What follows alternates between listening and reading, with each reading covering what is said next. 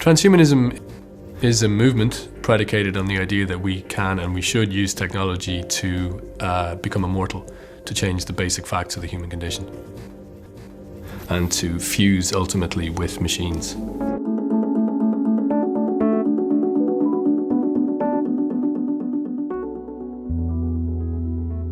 I think that transhumanism has actually played a very important role in creating a forum where the long-term impact of technology could be explored with nanotechnologies, space colonization,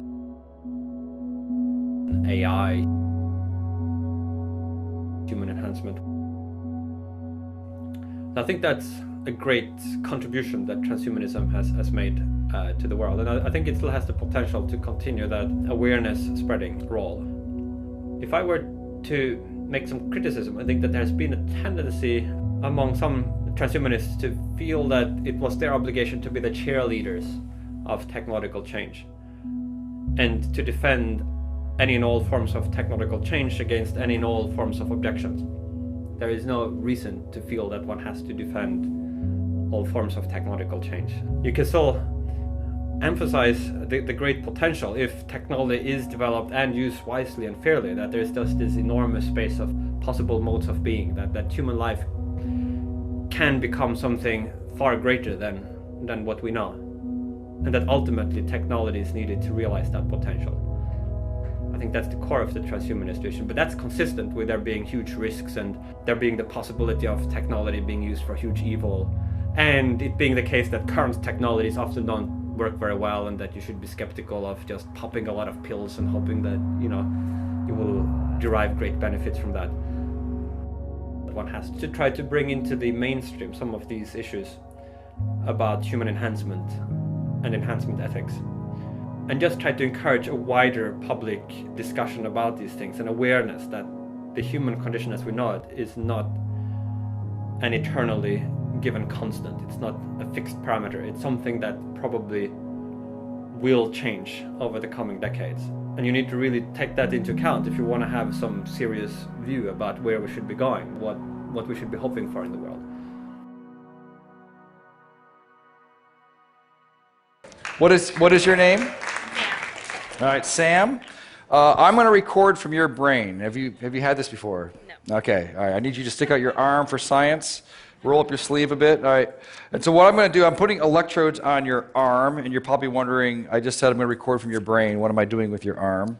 You have about 80 billion neurons inside your brain right now. They're sending electrical messages back and forth and chemical messages.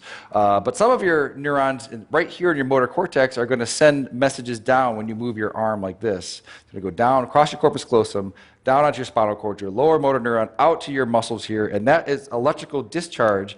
It's going to be picked up by these electrodes right here. And we're going to be able to listen to exactly what your brain is going to be doing. Have you ever heard what your brain sounds like?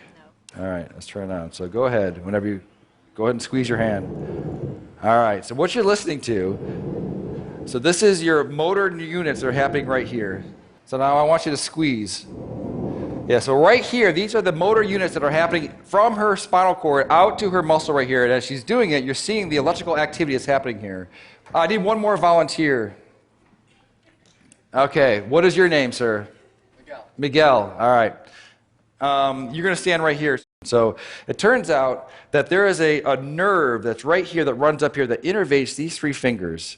And it's close enough to the skin that we might be able to stimulate that. So that we can do is copy your brain signal that's going out to your hand and inject it into your hand so that your hand will move when your brain tells your hand to move. And so in a sense, she will take away your free will and you will no longer have any control over this hand, okay? You with me? All right, so I just need to hook you up. All right, so I'm going to find your ulnar nerve, which is probably right around here. So now I'm going to move away, and I'm going to plug it into our human-to-human interface over here. So now I'm going to hook you up over here so that you get the stimulus. It's going to feel a little bit weird at first. This is going to feel like when you lose your free will and someone else becomes your agent, it does feel a bit strange. So I want you to relax your hand. All right, and Sam, you're with me? All right, so you're gonna squeeze. I'm not gonna turn it on yet, so go ahead and give it a squeeze. All right.